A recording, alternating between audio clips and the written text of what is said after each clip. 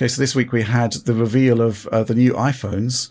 iPhone 15 Pro gets a new SoC that has more horsepower, and weirdly enough, we're going to be seeing a bunch of AAA games coming to the iPhone 15 Pro. A couple of Resident Evil games, Resident Evil Village and Resident Evil 4 Remake, I believe. Assassin's Creed Mirage is coming. Death Stranding. I'm assuming these are all going to be, I'd say, ports or adapted work from the existing Mac versions, which kind of makes sense. But this actually elicited a huge amount of questions from our supporters this week. We're going to start with this one from DF Enjoyer. Hi everyone, hope you're all doing well, and with the crazy schedule, with Apple adding ray tracing support to their iPhones, do you think they will enter the gaming market with a console anytime soon in the future? That's a sort of step apart from the iPhone announcements. I don't know what to make of this one. John, you're an Apple enjoyer. I'm not particularly, but I think the point is that since the year dot, I think pretty much since the iPad 2 came along, they've had gaming-ready SoCs that are better than anything else on the market, and they've never really put out a console. So I don't know what you think about this. I don't think they have any plans to do specific gaming hardware at this point. I think games are just a part of their ecosystem, whether it's Mac, iPhone, whatever. Like, that's just, they're making it so that people that use their platforms can enjoy some games on there with superior quality compared to other, like, mobile-style devices, I suppose. Yeah. And I think that's really, I don't think it goes any deeper than that. Like, that's just, they put out some pretty amazing silicon, I would say, lately. Like, the last generations of this stuff is really, really fast and powerful. And they're doing it again, but I don't think it changes anything about their business strategy on that front.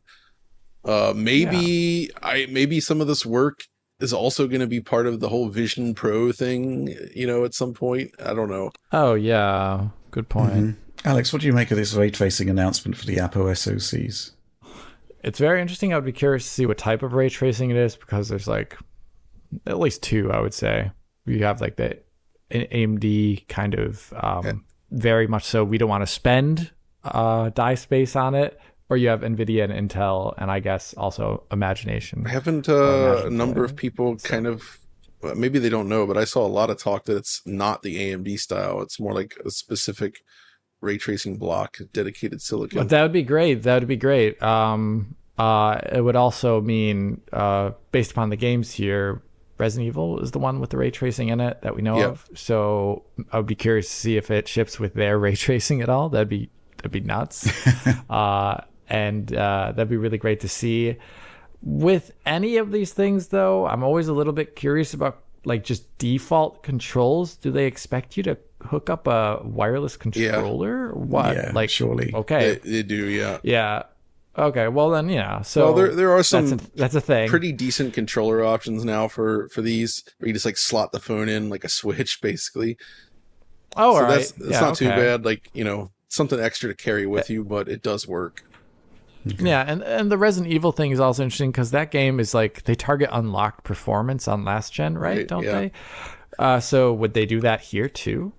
I don't know. That's very interesting. I would imagine Death Stranding could be 60 though. Honestly. Well, here's the thing, right? The thing that you need to bear in mind with all of these mobile SoCs is thermal throttling with extended loads and battery life. Absolutely, yeah. So I'm reminded of the initial discussions I had when Epic brought Fortnite to iPhone and Android, and they added 60 FPS later. They could have done 60 FPS on the iPhone at launch, but they were concerned about thermal throttling on the iPhone 10. Even though the SoC could handle it, it couldn't for sustained periods of time. It was just generating too much heat. So I do think we need to have some expectation management for all of this. Let's have a quick question here from Johnny_5A. Ray tracing on an iPhone! That wasn't something I was anticipating on mobile anytime soon. Do I see a video comparison of Resident Evil 8 mobile versus console in the future? More seriously, where do you reckon it will lie in the ray tracing power hierarchy? 2060 level at best, or somewhere higher in terms of ray quality, not overall power? I think Oliver's going to be getting one of these phones. I think you're considering it as well, aren't you, John? Yeah, I am considering it. If I can convince my wife, it's like she has an older phone. Maybe she can take my 13 Pro. And honestly, Yeah, so we are going to look at this because it is kind of interesting, right? I mean, I'm remembering all the way back in the day, there was talk of DICE doing Frostbite on the iPad. There was all of Right. this Right. elevated optimism about high-end graphics performance on mobile, but it didn't really happen. But this is looking really, really interesting. And 2060 level ray tracing on a mobile SoC, I think possibly that's a bit I mean, optimistic, Alex. isn't this also kind of what we're talking about with the It Switch was a 2 bit stuff? optimistic. Where it's, Yeah, it's, Possibly, yeah. this is hard to gauge. I mean, it's that thermal throttling that you're talking about. Maybe if it was like fully clocked, it'd be up there at a lower resolution, maybe, because like it has that quality, but I don't know. It's hard to say. We have to figure out what they're doing first. I don't want to say any prognosis. I don't want to say anything. Okay, this really. question from Lil Gohan.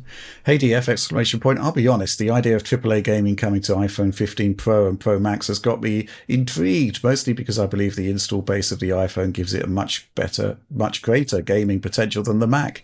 Not a question, but a request. Please consider getting one for review purposes, and please treat it like a proper console, since it will be playing proper games. We'll see what we can do on that. Well, there's one annoying thing about this. Using the HDMI adapters that these phones offer is like the video signal you get out. It's like, obviously the aspect ratio is not a match, but in the current one, it just outputs like a 1080p image with this sort of letterboxed kind of image of the phone running. And it also introduces duplicate frames where there were none. So there's like some sort of mismatch with the refresh rate. So it's really, the video output options are not amazing on these phones. Yeah, maybe if some of the Apple guys are listening, maybe there's something they can help us out with here. We really need a clean video feed out from an iPhone. We'd also have to wait for a new adapter because they switched to USB-C for these new phones, which is cool. Right. But it also means the old Lightning video adapter won't work. And maybe with USB-C, they can actually do more with this now. Yeah, maybe. We've got full bandwidth, I believe, on the 15 Pro. So maybe there is just an existing USB-C to HDMI adapter would work. Switch dock. Something like that. We'd really like to give Apple the proper analysis treatment on this one. If they're up for it, I think we're going to need their assistance to do it full justice.